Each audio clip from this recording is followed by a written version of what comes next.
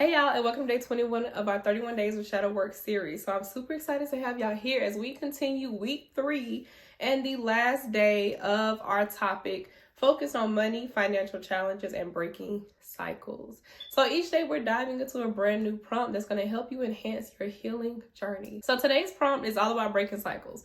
Remember, this is a safe space, so give yourself grace, compassion, and some patience as you go along this journey. Let's get into it.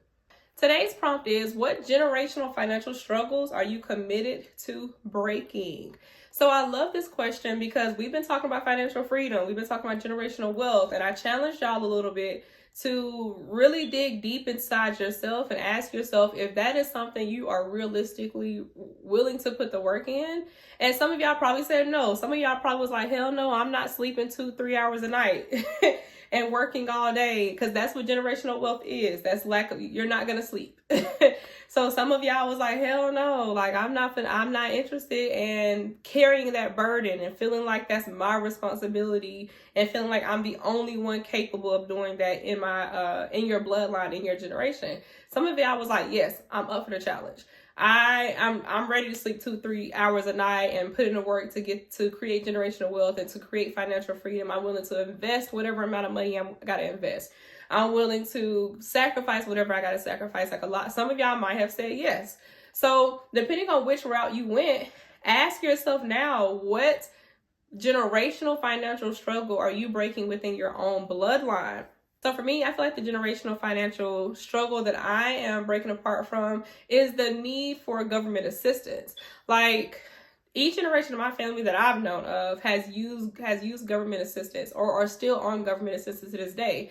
Like, they're not able to get a higher paying job because that means they lose their government assistance, and that's something that they rely on. Like, I'm proud of myself for putting myself in a position where I didn't need government assistance in order to get the things that I needed, in order to have a home, in order to pay bills, in order to eat food, and there's nothing wrong with that. So I don't want anybody to, it's the internet. I don't want anybody to perceive me as saying that I'm better than anyone, or that people who still utilize these services don't deserve these services. I feel like we all deserve these services. Everyone should be getting some kind of food stamps every month. So everyone should be getting free health care. Everyone should be getting better support from the government. Like, everyone should be getting these things.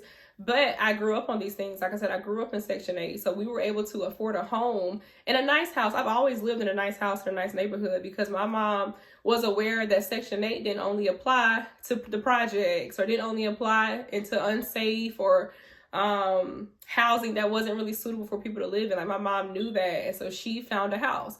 And so growing up, that was how we lived in the suburbs, was because of Section 8. Like, I have put myself in a position, and my community has helped me in a way that they didn't have, like support that they didn't have. My mom tells me all the time, like, growing up, she didn't have any support. She didn't have like someone teaching her the ropes and someone giving her the space to like mess up, fix things, figure things out, things like that. She didn't have that. And thankfully, she knew that she didn't want her kids to have that. So I had more support than what she had growing up, which has allowed me to get to a point in my life where I don't rely on government assistance. I don't need government assistance. I don't have Medicaid or anything like that. Which, shout out to Medicaid though, because I remember my mom telling me to get Medicaid before I had my son.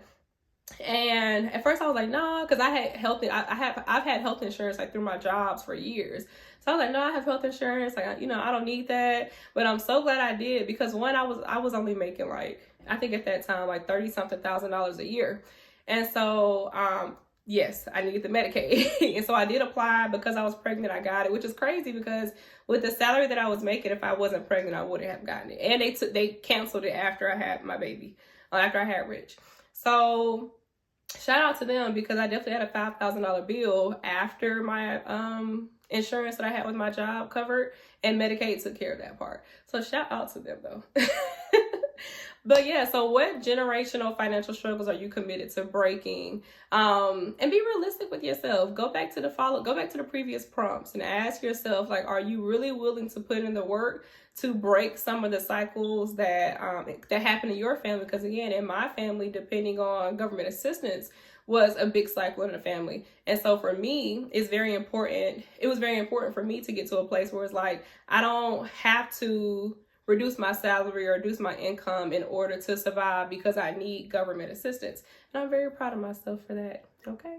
So ask yourself this question. If you are following along with the series, if you are participating in the series, make sure you use the hashtag 31 days of shadow work and tag me at Kendra Ware. And we are starting a new topic tomorrow. So see you tomorrow for week 4, y'all.